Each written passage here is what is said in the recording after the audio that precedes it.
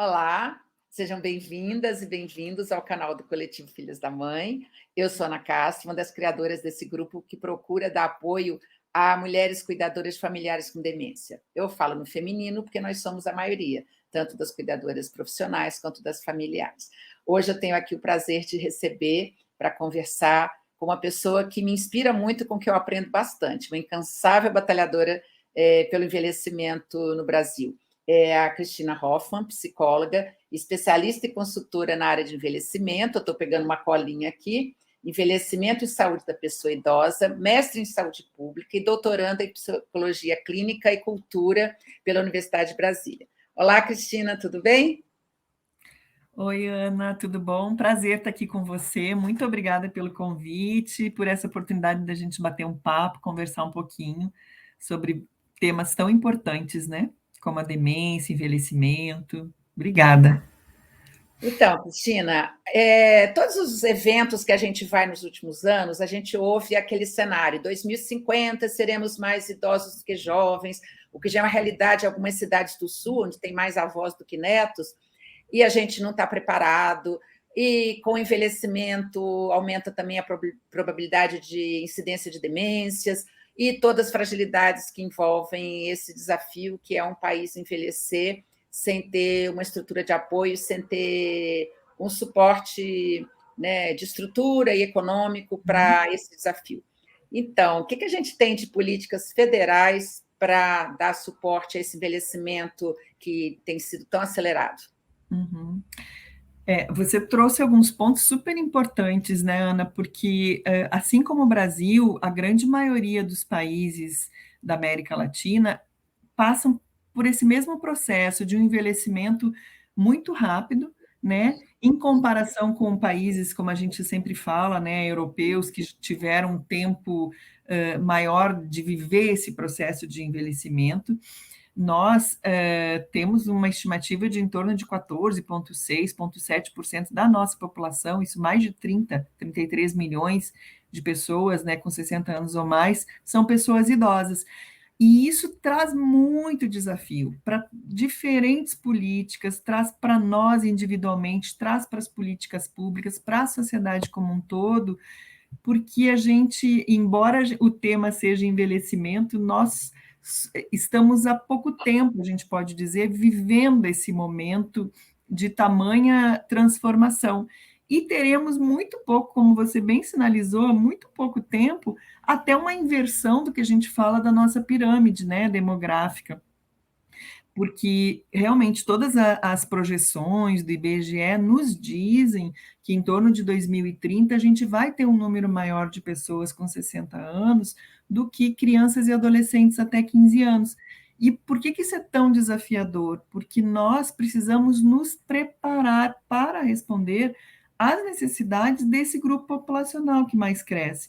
Porque, junto com o envelhecimento, também muda o nosso perfil epidemiológico. Então, os principais problemas de saúde, tem um predomínio das doenças crônicas, isso acarreta ou implica a necessidade de cuidados longitudinais, de acompanhamento, e o que a gente vê que o nosso sistema de saúde ainda é focado na resolução das questões agudas, nos problemas de saúde, sem olhar de uma forma como já é preconizado, né, desde a criação do SUS, esse olhar integral, integrado, mas a gente precisa avançar muito. Em termos de legislação, de normas, a gente tem muitas. A gente tem Estatuto da Pessoa Idosa, a gente tem a Política Nacional do Idoso, tem a Política Nacional de Saúde da Pessoa Idosa, a gente tem a criação de conselhos de direitos, enfim, mas nós precisamos trazer toda essa normativa, toda essa legislação para nossa vida prática, na nossa vida diária, transformando os olhares da comunidade, a prática dos profissionais. Então, realmente, a gente tem muito desafio pela frente, muito mesmo. E a gente tem alguma estrutura em nível federal, no Ministério da Saúde, que oriente os estados para essa. Se eu não me engano, tinha uma diretoria, ou tinha alguma coisa. Sim, sim. Fala um No pouquinho. Ministério da Saúde, existe dentro da Secretaria de Atenção Primária à Saúde Ministério ele tem assim várias secretarias, né? Tem a Secretaria de Atenção Primária, a Secretaria Executiva, a Secretaria da Atenção Especializada, a Secretaria de Ciência e Tecnologia, a secretaria voltada mais para formação, capacitação, que chama CEGETS, a CESAI, da Saúde Indígena. Dentro da Secretaria de Atenção Primária à Saúde, tem vários departamentos. Um dos departamentos se chama DCIV, que é o Departamento dos Ciclos de Vida. E dentro desse departamento tem uma coordenação específica, que é a coordenação de saúde da pessoa idosa na atenção primária à saúde. Ela tem por missão, digamos assim, por responsabilidade, apoiar os estados e municípios brasileiros no desenvolvimento de ações dirigidas ao cuidado às pessoas idosas, em especial no Sistema Único de Saúde, mas lembrando que também tem uma função muito importante, porque a saúde sozinha não dá conta de responder todas as necessidades, né, das pessoas idosas. Então, é muito importante a articulação com outros setores, com outras políticas também. Esse é um dos principais desafios para, enquanto política pública, que é essa integração, essa articulação. Muitas vezes a gente vê sobreposição de ações, de programas, de iniciativas, mas cabe, então, ao Ministério da Saúde, a essa coordenação de saúde da pessoa idosa na atenção primária, na implementação, incentivar e apoiar a implementação de uma política nacional de saúde para a pessoa idosa, que tem algumas bases, né, algumas questões que são fundamentais dentro dessa política. Uma delas é promover a autonomia e a independência, né, ações que promovam a qualidade de vida, entendendo qualidade de vida como isso, a manutenção pelo maior tempo possível da sua autonomia e da sua independência. Eu ouço muitos especialistas dizerem que a gente está vivendo mais, mas nem por isso vivendo melhor. Sim. Ou seja, nós estamos vivendo muito tempo dependendo de medicamento, dependendo de suporte. Eu brinco muito que a agenda de idoso geralmente é uma agenda de saúde, né? É consulta, é exame, é algum tipo de terapia e muita internação hospitalar, né? E isso tem um peso para o Estado, né? Com Isso, certeza. isso tem pesquisa, certamente, mas isso já tem algum exemplo, algum estado que está bem na foto nessa questão do envelhecimento? Tem alguém que vocês apontam que, olha, essa cidade, aquelas zonas azuis que outros países têm, onde o envelhecimento é maior, mas também tem mais qualidade? A gente tem Sim. exemplos inspiradores? Tem vários exemplos, assim, na verdade, isso é uma questão super importante que você traz, porque a gente costuma falar do Brasil como um todo, e o Brasil, ele realmente, a gente diz, né, é um país de dimensões continentais. Ele tem uma diversidade.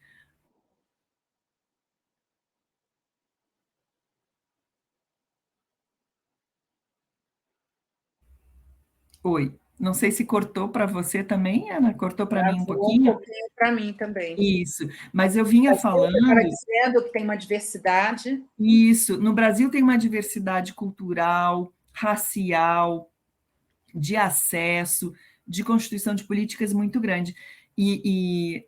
Antes de falar, né, dos municípios que você trouxe a questão, você falou de uma questão que é muito importante, que fala assim dessa diferença e dessas necessidades que não é só a saúde sozinha. Isso é muito importante porque nós precisamos considerar diferentes fatores da vida das pessoas, de diferentes dimensões das nossas vidas que vão afetar a nossa saúde.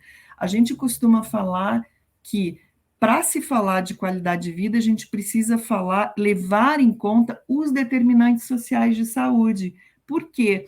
Nós envelhecemos muito diferente por características nossas, pessoais mesmo, às vezes nós podemos, nós duas, morar na mesma casa, no mesmo apartamento, e nós vamos ter trajetórias de envelhecimento distinto, porque tem questões pessoais, questões da minha hereditariedade, tem questões do meu acesso a serviços de saúde, tem questões relacionadas ao meu poder aquisitivo, a minha questão racial, a minha questão educacional, de formação, tudo isso vai impactar na nossa condição de saúde.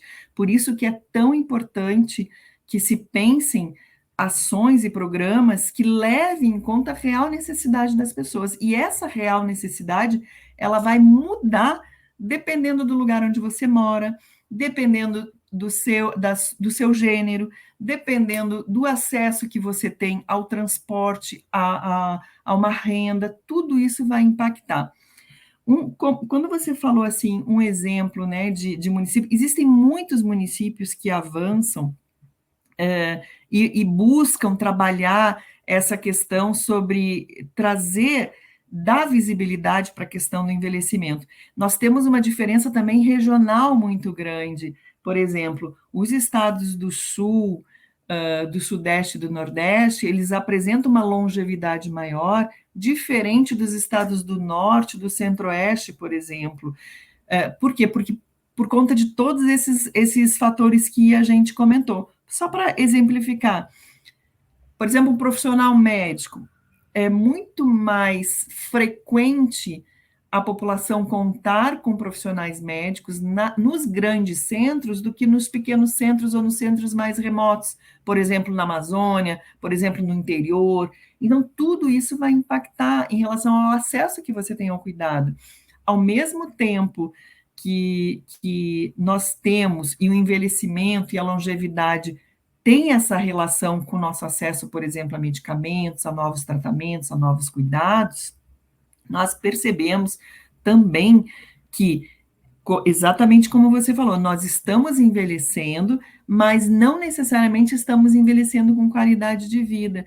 E isso é muito importante porque nós precisamos focar e dar destaque para ações de prevenção e de promoção da saúde. Muitas vezes, quando a gente tem um modelo de atenção cuidado muito na questão curativa e não do cuidado a longo prazo, nós tendemos a focar na doença e na resolução daquele problema, isoladamente. E nós, a partir dos 30, 40, 50, 60, dificilmente nós teremos apenas um problema de saúde. É muito comum que a gente tenha uma diabetes, uma hipertensão, um problema, enfim, de articulação, mas não vai ser ter ou não uma doença que vai dizer da minha qualidade de vida. O que vai dizer da qualidade de vida para as pessoas idosas é o quanto que eu tenho de acesso e como que eu estou lidando, que recursos que eu tenho para lidar com esses obstáculos, com essas dificuldades na minha vida diária. Por quê? Se você fala, você não se cuida, você não faz uma alimentação decente, você não faz uma atividade física, para quem você está falando isso? Você está falando isso para uma pessoa idosa que mora na periferia, que tem que acordar às 4 da manhã, que tem que pegar um ônibus, depois um metrô, trabalhar o dia inteiro, que muitas vezes não tem nem acesso a uma alimentação, né, balanceada, saudável, depois volta no final do dia, sai às 6, pega um ônibus, pega um metrô, chega em casa, ainda tem que dar conta de fazer comida, de arrumar a casa, para acordar no outro dia de novo às 4 da manhã. De que velhice você está falando? De que pessoas você está falando? Então, isso é uma questão muito importante de não se colocar exclusivamente a responsabilidade no indivíduo, mas sim considerar todo esse entorno, as políticas que a sustentam, que dão apoio. Em relação a exemplos de alguns municípios, existem muitos municípios, eu assim, até para citar algum, a gente fica, você citou um, não citou outro. Mas, por exemplo, tem um programa que é muito, muito interessante mesmo, que chama Cidades e Comunidades Amigas das Pessoas Idosas, que é da Organização Mundial de Saúde, que ela tem um intuito, ele foi criado, esse programa foi pensado em 2007, em 2010 foi criada uma rede mundial de cidades e comunidades amigas da pessoa idosa, que visa nada mais do que sensibilizar os gestores, a comunidade, elaborar planos de ação e de cuidado a partir de uma escuta das pessoas idosas, dos profissionais, dos cuidadores. No Brasil, a gente tem alguns municípios, por exemplo, no Paraná, Pato Branco, alguns municípios no Rio Grande do Sul, Porto Alegre. Então, assim, Tem alguns Pelotas, Veranópolis, que é o município mais longevo, são municípios que estão investindo muito nessa adequação, digamos assim, dos seus espaços, das suas políticas para atender as pessoas idosas.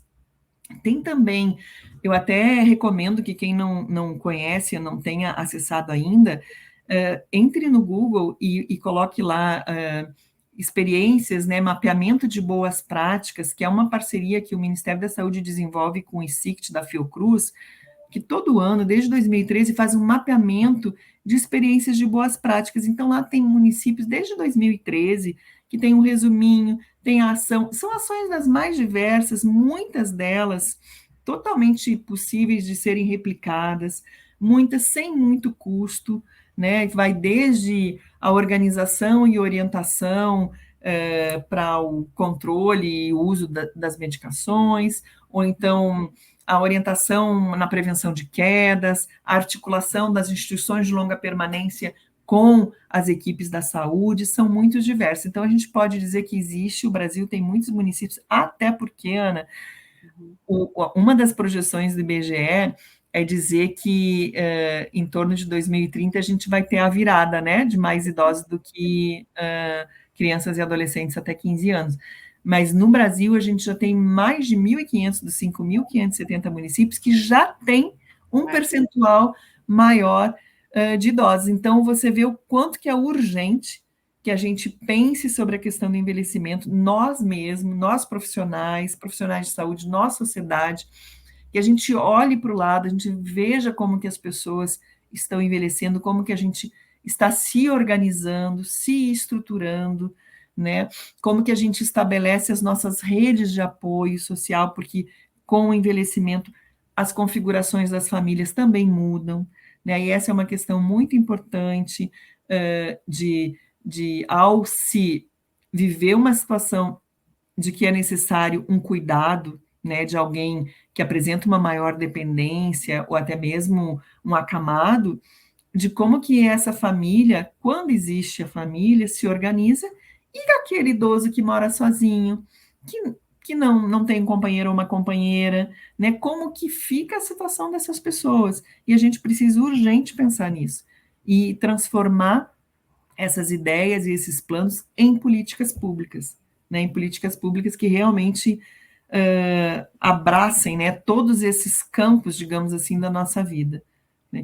Eu vi uma apresentação última reunião de Conselho Nacional de Saúde e de conselhos estaduais que eu acompanhei, um município que identificou que tinha uma porcentagem de quedas muito grande perto de um ponto de ônibus, e o Conselho de Direitos do Idoso pediu que a prefeitura pusesse um corrimão. Olha, interessante. Custa um corrimão perto de um ponto de ônibus para você reduzir a incidência de quedas com cirurgia, internação, afastamento do trabalho, necessidade de cuidado. Que é isso que você falou, né? Quem sente o problema aponta o problema e os gestores tentam encontrar uma solução. Claro que tem a questão do orçamento, mas às vezes tomar medicação errada é um dos grandes. Eu já tive uma funcionária que ela tomava Isordil embaixo da língua todos os dias durante anos. Porque uma vez ela teve um problema, foi internada e deram para ela Isordil, ela voltava pedindo mais. Um comprimido que você usa, nem sei mais se usa, mas eu estava numa crise. Sim. Porque por absoluta falta de informação. E não é fácil você transformar a receita num gesto. Com certeza. É complexo, né?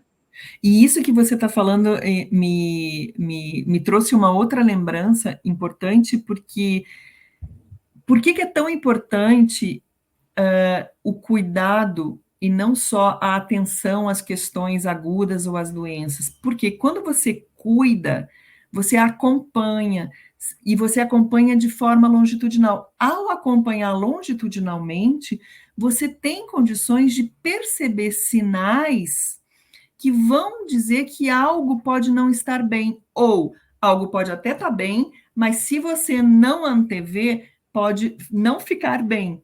E isso é muito importante porque os profissionais, de um modo geral, precisam ter esse olhar de forma integral, esse olhar multidimensional. A gente fala muito, né, na área do envelhecimento sobre a importância de uma avaliação multidimensional. Por quê? Na avaliação multidimensional, ela é diferente de uma avaliação só clínica, ou uma avaliação só psicossocial, ou só funcional, porque ela olha essas três grandes dimensões. Então, ela vai ver aspectos da sua saúde clínica, medicamentos que você usa, se você tem internação, como que está a sua alimentação, quais foram enfim, as interações, como que está o seu peso, vai olhar essa parte clínica, vai olhar a parte psicossocial, emocional, então questões relacionadas à cognição, você vai olhar questões relacionadas ao humor, e quando você olha a dimensão funcional, vai olhar muito dessa questão de como que você lida com as atividades da sua vida diária, sejam atividades básicas, como se alimentar, levantar da cama, tomar seu banho, até as atividades instrumentais, como a gente fala, né? Tipo, ir no banco, pegar um transporte público, né? Fazer compra no supermercado. Então, assim, porque às vezes você tem uma equipe super capacitada, profissionais de ponta, você tem um serviço super bem estruturado, mas se você não leva em conta aspectos sociais e emocionais dessa pessoa, você pode não conseguir o resultado que você espera. Às vezes, você está diante de um profissional e o profissional passa uma série de informações sem ter o cuidado se aquela pessoa está compreendendo o que ele está falando, se aquela linguagem que ele está usando é adequada, né, ao nível de instrução até que essa pessoa, e nem precisa só em relação à instrução. Quantos de nós, muitas vezes, não ficamos, inclusive, constrangidos de fazer uma questão, de fazer uma pergunta, ou de questionar, né, um profissional da saúde, seja um médico, enfermeiro, um psicólogo, um terapeuta ocupacional, né? Isso é muito comum. Então, o quanto que é importante esta relação, né? Esse vínculo que precisa ser formado, né? E a partir disso, dá condições da gente conhecer a real necessidade. E ao conhecer a real necessidade, a gente consegue elaborar um plano de cuidado adequado àquela pessoa, né? Você falou aí no cuidado, a gente do coletivo vive sob essa demanda constante, né? Em geral, as cuidadoras não se cuidam. Foi o que aconteceu comigo, acontece com várias outras cuidadoras. Sim. Eu já vi que eu acompanho que nos últimos anos isso chegou à academia. Fico muito feliz de ver jovens fisioterapeutas, principalmente fisioterapeutas e psicólogos, analisando as questões, o impacto do cuidado, né, na sua saúde. E aí, casos da obesidade, pressão, descontrole de pressão, de glicemia, problemas de articulação e tal. E aí, do ponto de vista de cuidadora, é um aprendizado se cuidar, né? A gente tem essa. A Política Nacional do Cuidado do Brasil ainda está no Congresso sendo ainda votada, né? A gente até apresentou algumas propostas, mas como é que você vê essa Política Nacional de Cuidado e que impacto ela podia ter nesse dia a dia da gente? Eu acho assim que se a gente tivesse que focar tudo numa questão, tipo assim, ó, você só vai poder fazer uma coisa, vão fazer acontecer uma política nacional de cuidados. Por quê?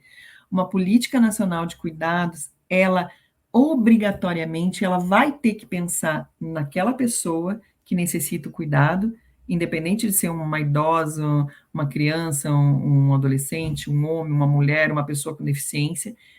Ela vai pensar naquele que cuida, naquela que cuida, no suporte necessário, que pode ser um familiar ou não familiar, e vai pensar na estrutura necessária, na articulação que é necessária, porque não tem como. Você falou questões muito importantes. A sobrecarga, e na maioria das vezes, e a maioria dos cuidadores são mulheres, e mulheres idosas, que apresenta uma sobrecarga de função e de responsabilidade, né, de cuidar de uma outra pessoa, porque quando você cuida e você dedica o seu tempo a cuidar de alguém que apresenta um quadro mais complexo e até mesmo uma dependência ou alguém acamado, é muito difícil que você consiga o tempo para você. Por isso que é muito importante ter essa conversa, essa pactuação entre diferentes, e identificar pessoas que podem dar suporte para esse cuidador. Às vezes, momentos muito curtos que, para nós, em geral, podem parecer assim, nossa, mas isso aí, o que é isso? Para a pessoa que cuida é fundamental. Por exemplo, o tempo para ela ir no médico, o tempo para ela ir no dentista, o tempo para ela ir no banheiro e tomar banho com tranquilidade, o tempo para ela poder fazer a sua refeição com calma. Então, o apoio às pessoas que cuidam é fundamental, porque uma sobrecarga, um excesso de trabalho, de preocupação, das questões emocionais, porque ao você cuidar de alguém e, em geral, os cuidadores não formais apresentam algum vínculo com aquela pessoa que é cuidada, você mistura ali sentimentos, você mistura afetos muitas vezes, né?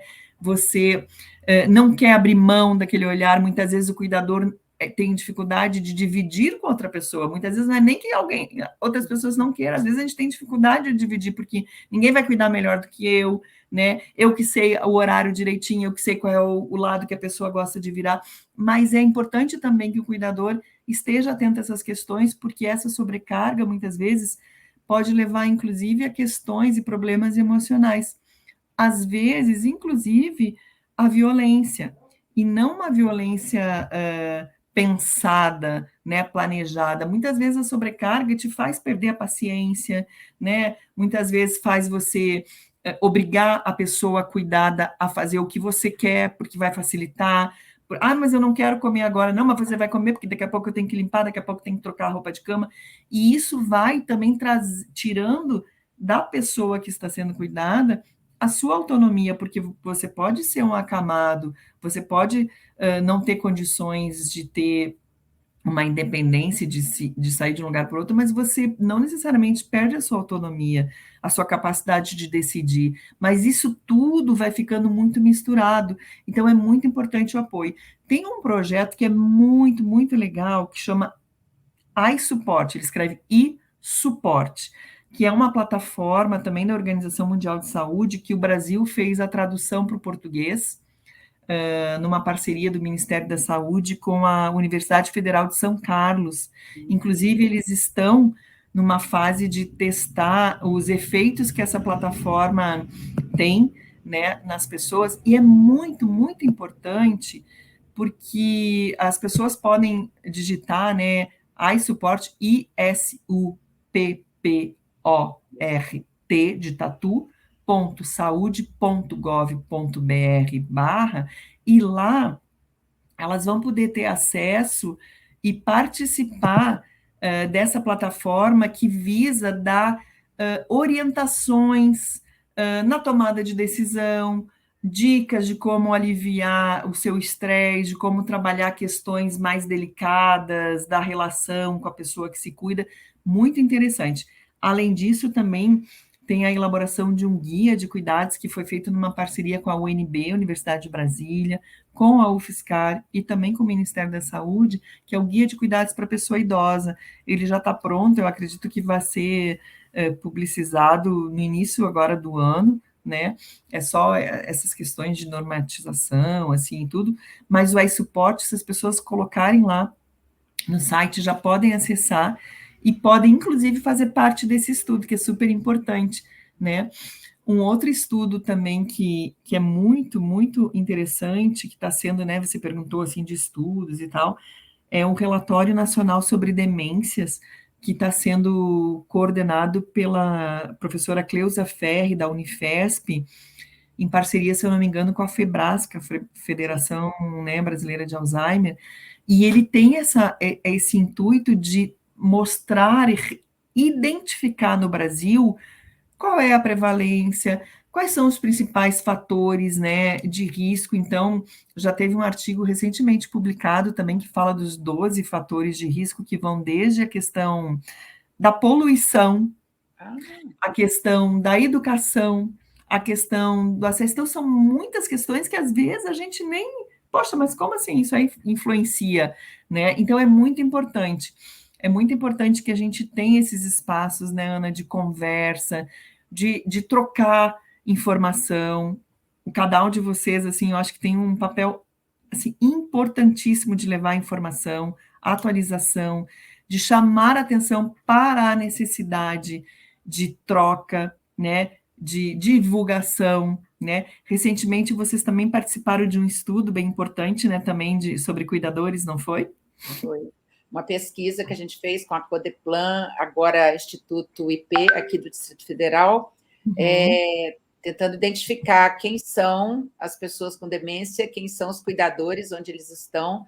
E interessante que tanto cuidadores particulares, né, contratadas, como profissionais, como cuidadoras familiares, tem uma prevalência de mais de 60% de hipertensão já diagnosticado, que é uma doença que pode, sob controle, vai tudo bem, né? Mas que sem controle pode levar a consequências muito, né, danosas para não só para a própria pessoa, mas para a própria família. A gente tem aí cuidadoras. Ontem eu conheci uma cuidadora de 79 anos cuidando da mãe de 100.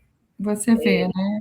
E é muito mais frequente do que a gente imagina. E que suporte tem essa pessoa, que já é uma pessoa idosa, vamos pegar esse exemplo, 79 anos, com certeza tem as suas questões da sua própria saúde. Não significa que você ser idosa, você vai ter problema ou doença. Não.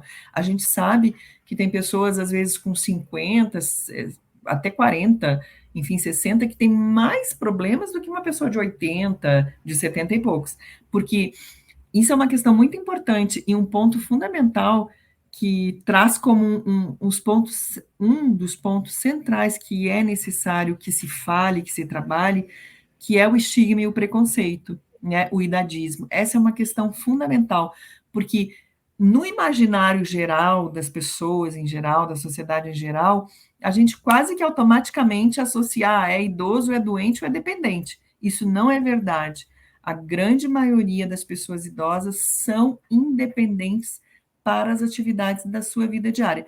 Ah, mas você está dizendo que não tem problema? Não, de forma alguma.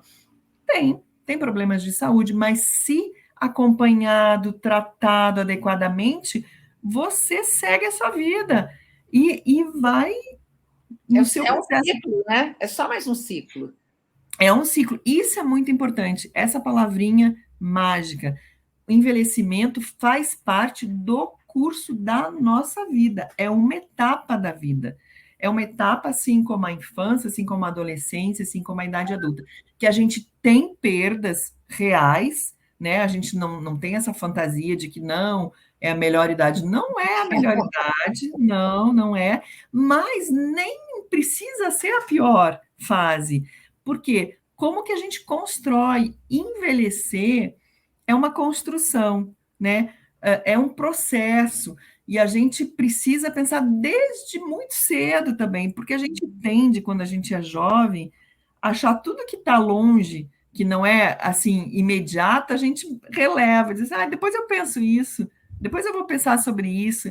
E muitas vezes a gente descuida de algumas questões, de alguns cuidados, inclusive da forma que nós vamos ter cuidado com a saúde, das relações que a gente estabelece, relações saudáveis, né, com outras pessoas, as redes de amigos, as redes familiares, né, os nossos contatos, atividades que nos tragam prazer, lazer.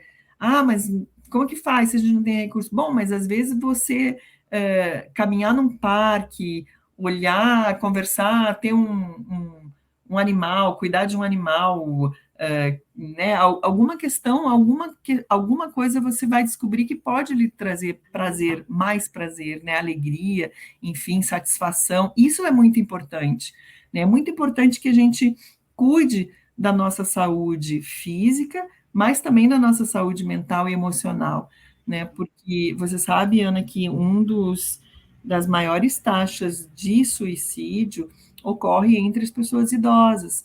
E muitas vezes o suicídio, ele é provocado por uma série, né, é multicausal, a gente pode dizer, mas tem aspectos muito importantes da solidão, relacionados à solidão, né, a esse sentido de perda de sentido, na verdade, quando, por exemplo, se deixa de ter uma atividade de trabalho, né? Então agora não tenho, o que eu vou fazer, como é que faz, e aí se acomoda. Mas tem muitas coisas que você pode buscar. E é papel da pessoa idosa garantir o seu espaço, como é papel também do grupo mais jovem de buscar, e da sociedade como um todo, de como que você insere, né, essa pessoa. Porque você pode, é um vizinho que você tem no seu prédio, que de repente você vê, identifica que está sempre sozinho, é uma pessoa idosa, e quantas vezes você perguntou, olha, tudo bem, eu moro ali no 102, aí quando você precisar de alguma coisa, bate lá. Assim, como que você pode contribuir para uma sociedade mais solidária, sabe, para uma sociedade mais agregadora, menos discriminatória. Infelizmente, a gente vê ainda muito de discriminação, do racismo, né, dessas questões que, de fato, não contribuem, né, para que a gente possa evoluir, né, como pessoa e como sociedade também, né. Eu assisti uma apresentação recente do Ministério da Saúde, mostrando a questão da mulher negra tem um envelhecimento muito mais fragilizado do que uma mulher branca, quer dizer, uma questão de direitos da sociedade, né, que avança ainda devagar, mas avança em relação ao racismo. E a outra questão que me também chamou a atenção é que acho que uma pesquisadora que diz que você começa a determinar o seu tipo de envelhecimento na barriga da mãe, quando a mãe toma o ácido fólico, que a gente consegue no SUS, né?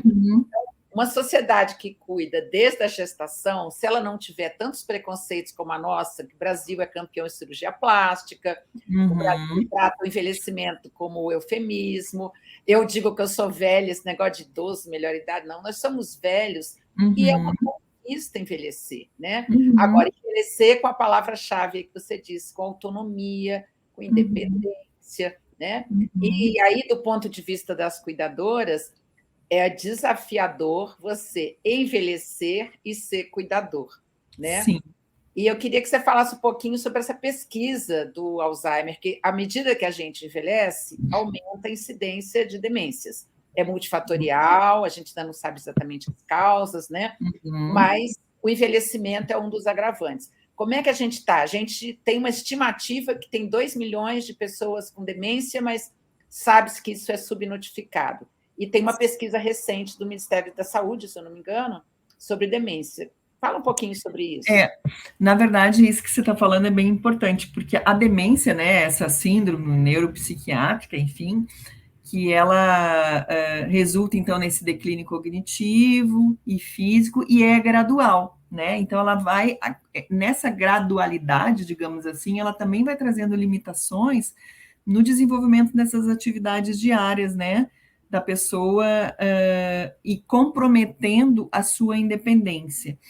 E a gente costuma dizer que é muito importante, porque às vezes a gente fala muito, né, Alzheimer, mas existem vários tipos, né, de demência. Alzheimer é a mais comum, né, que a gente tem mais conhecimento. E a demência é muito importante porque ela afeta principalmente mulheres, os idosos e pessoas em situação socioeconômica mais baixa, mais desfavorável. Isso é muito. As maiores prevalências de demência estão nos países de baixa e média renda. Isso é uma questão muito importante. Esse estudo, ele não está fechado ainda, ele vem trazendo, né, algumas das informações e vai ser a partir esse relatório nacional sobre demência, ele vai ser, vão ser projetadas, digamos assim, as prevalências de demência para cada região do Brasil, a partir dos dados, a partir do reconhecimento de acesso de várias informações e da consulta de diferentes especialistas. Então, a gente, em 2030, mais ou menos, o número de casos dizem, né, que chega em torno de 78 milhões, em 2050, 139 milhões no mundo, imagina.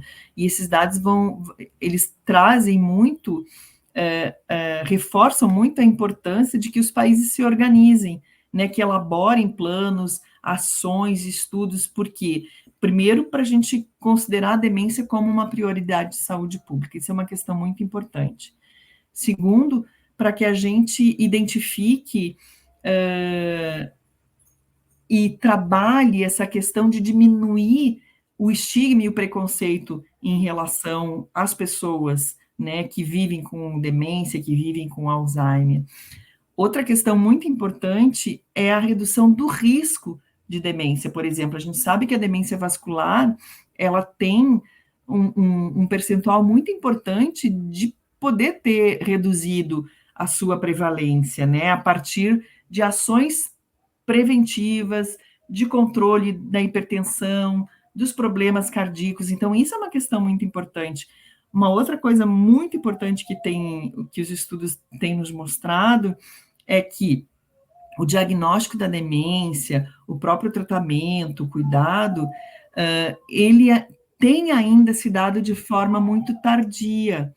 Então, tem um dado que me chama muita atenção, assim, que no Brasil a gente estima que em torno de 70% das pessoas que vivem com demência não foram ou não tiveram a oportunidade de ser diagnosticado ainda. Então, você vê o quanto que é importante. Essa é uma questão importante, mas também é importante se conhecer que fatores de risco são esses, para que se possa atuar sobre esses fatores de risco, né? Então, a questão da importância realmente da atividade física, a importância realmente de uma alimentação, a importância realmente da investimento na educação, na instrução, porque é informação. Você deu um exemplo, né, antes da envelhecimento da mulher negra, né? E, na verdade, tem um outro conceito que é muito, eu gosto muito, assim, também estou estudando um pouquinho, que é sobre a questão da interseccionalidade, que é essa sobreposição, falando a grosso modo, assim, de dificuldades que vão afetando na sua saúde. Então, você tem ali a questão racial, se é uma mulher negra e de uma classe social com menor poder aquisitivo, ela vai ter umas sobreposições de dificuldades, porque você tem acesso aos serviços de saúde, muitas vezes e aí o acesso vai dependendo da região onde ela mora, e não ter um transporte de qualidade público que a permita chegar num serviço de saúde, até o acesso mesmo a um cuidado adequado, a uma alimentação adequada, a um trabalho, né, que lhe permita o sustento e a manutenção. Então, você vê o quanto que é complexo, o quanto que é importante que a gente reúna o máximo de esforço, de articulação entre políticas. É muito importante que cada um de nós lutemos para que a gente realmente tenha uma política nacional de cuidados, mas uma política real, que leve em conta as necessidades das pessoas, que leve em conta as necessidades de suas famílias, que leve em conta as necessidades dos seus cuidadores e pense nessa organização, nessa grande organização, né, nas diferentes dimensões da nossa vida.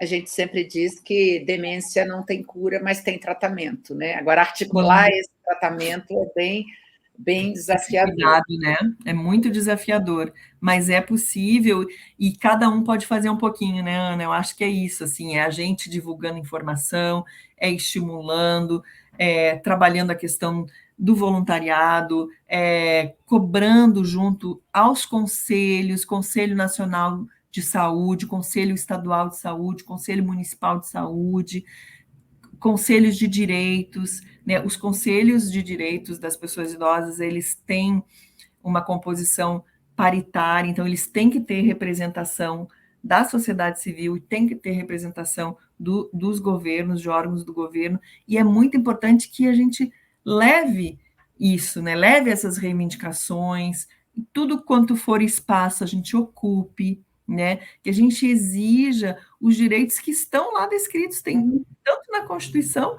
quanto no próprio Estatuto da Pessoa Idosa. Isso a gente precisa fazer cumprir, né? Acho que envelhecer com cidadania, garantir a nossa cidadania, os nossos direitos, o nosso espaço de fala, é muito importante, contribui muito. A gente vê notícias sobre comunidades amigas da demência, tem experiências em outros países. A gente, como é que está em relação a isso no Brasil? Temos comunidades amigas da demência, ou em formação, ou em estudo?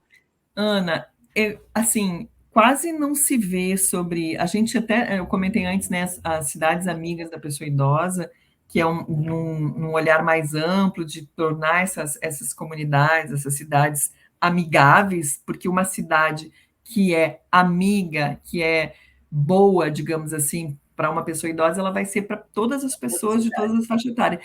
Em relação à especificidade das cidades amigas de pessoas com demência, a gente quase não vê, são iniciativas muito pontuais, e é muito importante que se fale disso, porque às vezes é uma comunidade, é um espaço, porque é o cuidado, é a atenção, né, é estar atento, por exemplo, é um bairro, uma comunidade que identifica que aquela pessoa que vive no seu bairro, na sua comunidade, apresenta, tem a demência, que se vê na rua, que pode estar perguntando se está precisando de um apoio. Então, assim, é como que você vai transformando a sua cidade com cuidado, com tolerância e com respeito, principalmente, né? Porque a gente vê também muito do desrespeito que vai desde a não consideração do desejo e da necessidade que aquela pessoa com demência tem. Ah, não, mas ela não precisa nem falar com ela, deixa, porque ela não sabe o que está fazendo, o que está falando, e dessa forma vai se deixando, né, de acompanhar. Então, eu acho que ainda precisa se falar muito disso, pouco se vê, eu acho que até mereceria a gente poder ter, né, no futuro, um espaço para promover e incentivar também as cidades amigas, né, das pessoas com demência. Eu vi uma vez um relato, se eu não me engano, do Fernando Aguzoli, que criou. Uhum. Foi das primeiras vezes que eu vi nas redes sociais se falar de demência. Ele criou o Vovó Nilva, né? Sim. E virou notícia porque, apesar de não ter nenhuma lei, nem nada biológico que determine que mulher cuida melhor do que homem, a gente Sim. ainda vê, são raros os casos de homem cuidadores, a gente tem Sim. orgulho de ter alguns cuidadores no coletivo Filhas da Mãe, de filhos que cuidam e cuidam muito bem. E o Fernando contou que visitou uma instituição, se eu não me engano, na Holanda, aonde eles resolveram simular um ponto de ônibus, que não passava ônibus nenhum, para que naquela crise, na síndrome do pôr do sol, naquelas crises de angústia que a pessoa com demência tem, querendo ir para casa, o cuidador levava esse ponto de ônibus e dizia: vamos esperar a condução para ir para casa. Olha Uhum. que solução, né? Muito simples, muito singela, mas que efetiva, né? E essa troca de informação é o que a gente. Porque quem nunca cuidou leva um susto quando a pessoa diz que quer ir para Claro. casa, mas está na casa dele. É uma casa Uhum. imaginária, uma casa da infância, enfim, é uma casa que não é mais aquela. Mas veja só, uma instituição resolveu isso com uma solução que, em termos de custo, não deve ter representado nada, mas em termos de cuidado, desgasta menos o cuidador, Sim. desgasta menos a pessoa que já vai ficar agitada, que não vai aceitar refeição, não vai aceitar Isso. medicação. Então, eu vejo, acompanho essas experiências na França, né? Que estava se falando de fazer uma cidade do Alzheimer. Eu nem sei se guetos são Uhum. o O ideal. melhor caminho, né? Porque o ideal é que a gente possa estar realmente inserindo essas pessoas, que as comunidades tenham esse olhar da acolhida Vida. e da solidariedade, né? Essa questão, assim, eu também tenho algumas questões que eu questiono de ter um espaço reservado só para aquilo e centrado naquilo, mas eu acho que também a gente precisa, enquanto sociedade, reconhecer as diferenças, reconhecer que as pessoas são diferentes. Agora, uma coisa que você falou é fundamental. A informação é muito importante, porque nesse processo demencial do próprio Alzheimer, também, e uma das questões que mais afeta, digamos assim, as famílias, é a mudança, muitas vezes, dos comportamentos.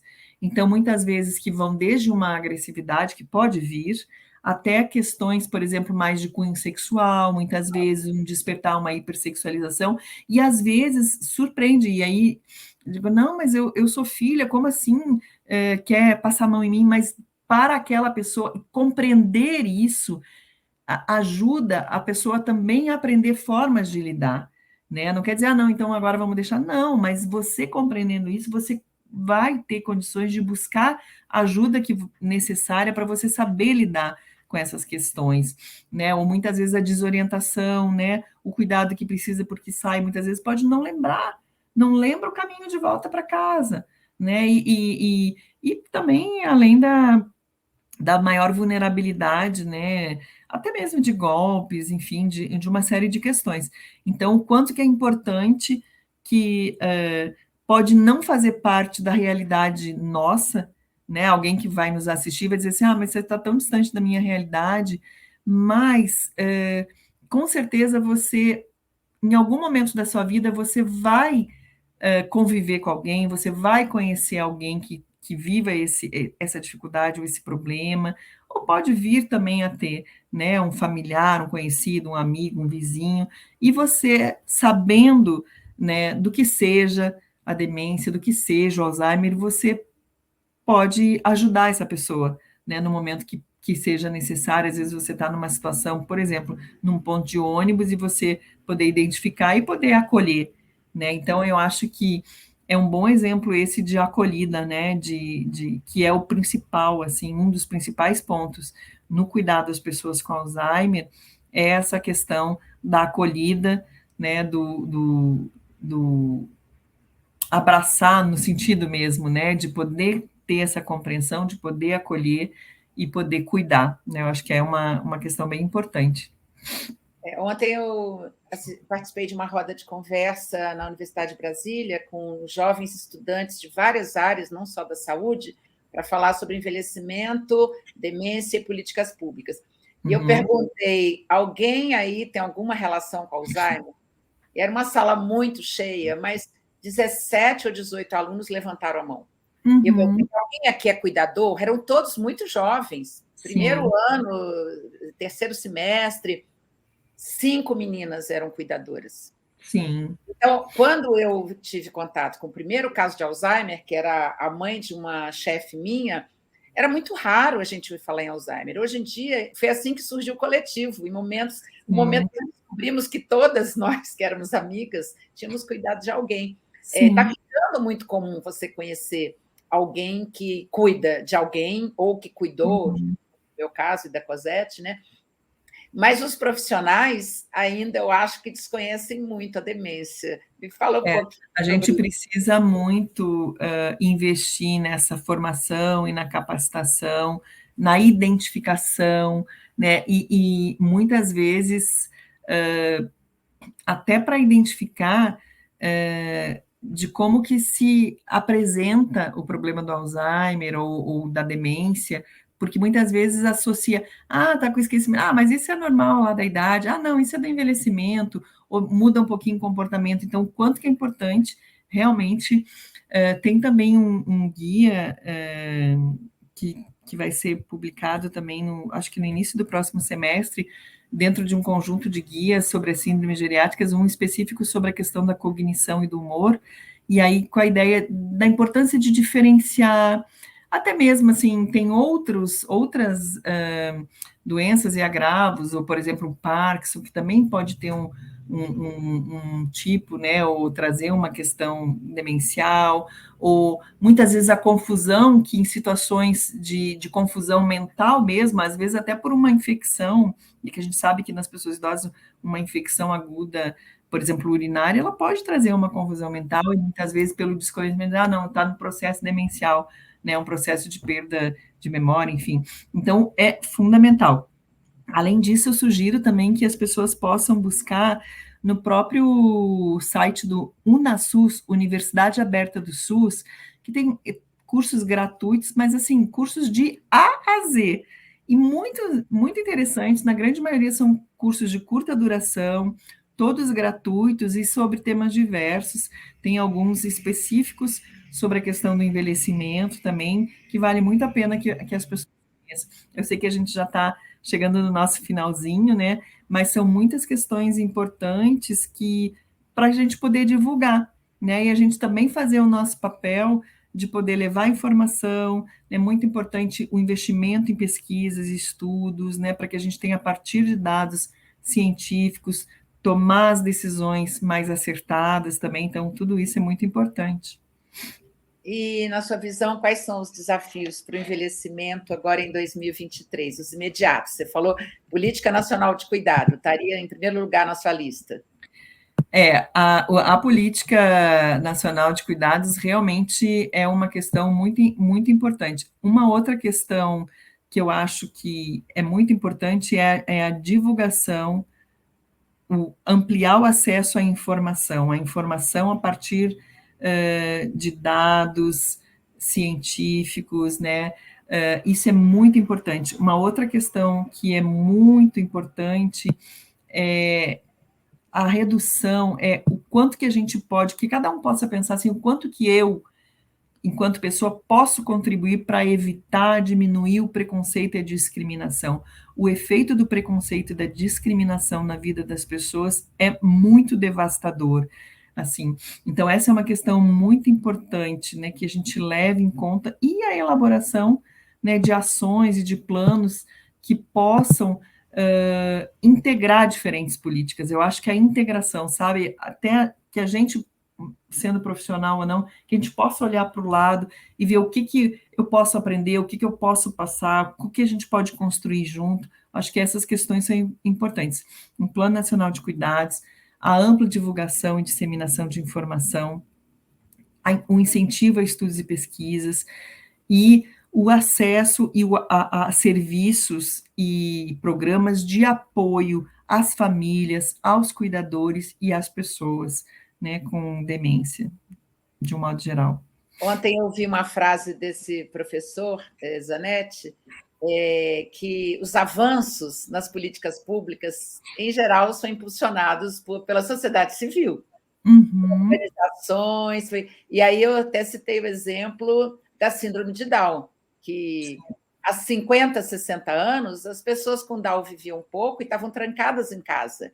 E a gente tem pessoas com Down que concluíram curso superior, que estão fazendo pós-graduação, que estão casadas e que não surpreende mais ninguém, né? Você perdeu-se boa parte o preconceito da... Eu espero que um dia seja assim com as demências. Com certeza. E que a gente possa falar disso, né, Ana? Que as pessoas não tenham vergonha, medo de ser discriminada, porque tenho certeza, todo mundo tem ou conhece alguém que tenha algum problema, né? E quando a gente fala, a gente divide isso também com as outras pessoas. Isso faz parte da vida, né? Todos nós temos ou teremos dificuldade em algum momento da nossa vida, e que bom que a gente possa dividir com outras pessoas, né? Isso nos ajuda a enfrentar essas dificuldades e a buscar soluções. Às vezes, eu dividindo com você uma questão que me diz respeito, pode ser que você já tenha vivido ou passado por aquilo, e a sua experiência pode contribuir com a minha experiência, e isso é muito importante, né? Eu acho que é um ponto bem fundamental, assim, que a gente possa e possa falar das nossas questões, né? Porque dessa forma a gente vai desconstruindo esse preconceito e o estigma também. Envelhecer é bom, né? Envelhecer pode ser muito bom. É uma conquista. Exatamente. É uma conquista. É Tá uma bom. conquista. É uma conquista. Cristina, muito obrigada. Sempre aprendo muito com você. Obrigada, eu também. Você é uma incansável lutadora do envelhecimento. Eu que agradeço o convite de vocês. Mesmo quando não tem orçamento, você vai atrás, quando não tem Com certeza. E agrega, né? Isso com que certeza. é o Isso jeito. é importante, que a gente possa juntar forças, né, Ana? E eu também sou uma admiradora do trabalho de vocês. Parabéns. Continuem sempre assim, e que a gente possa avançar cada vez mais. Muito obrigada aí pela oportunidade de estar conversando com vocês. Tá bom. Obrigada, gente. Essa entrevista pode ser vista a qualquer momento no canal do Coletivo Filhas da Mãe. Nós vamos colocar os links aqui, a Cristina se referiu, do UnaSUS, da Cidade Amiga do Idoso e outras coisas a que ela se referiu, tá bom? Tá bom. Obrigada, gente. Até a próxima. Até a próxima. Janeiro e fevereiro a gente está de férias, tá bom? Voltamos em março. Obrigada. Tchau, Cristina. Tchau.